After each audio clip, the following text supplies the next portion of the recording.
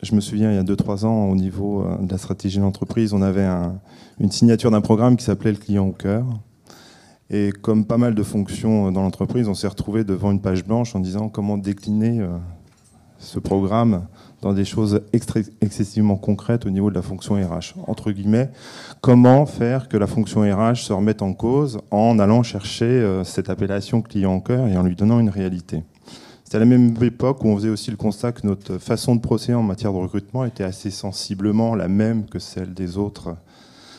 entreprises, qu'on n'avait pas de particularité, pas de singularité. Et donc, entre l'identification du besoin, la promotion de l'offre et puis les modes de sélection, il n'y avait pas grande innovation à voir dans notre façon de procéder. C'est à ce moment-là qu'est émergé l'idée de dire on va associer le client à notre process de recrutement. Et ça s'est fait par le croisement de deux opérations. En fait, c'était à une époque où on parlait beaucoup de speed dating,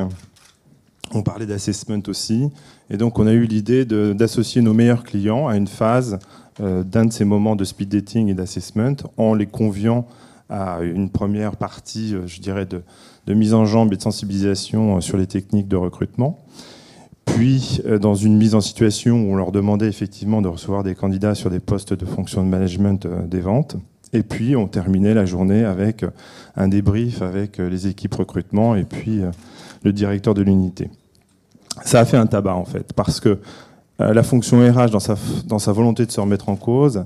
a pu sortir d'un cadre qui est mon client est interne, une direction demande un besoin de recrutement, exprime un besoin de recrutement, donc je vais répondre à ce besoin de recrutement par les canons de la fonction RH qui, quelquefois, mérite à être revisité, rénové avec un œil externe qui peut être, dans notre cas, on a la chance d'avoir les clients,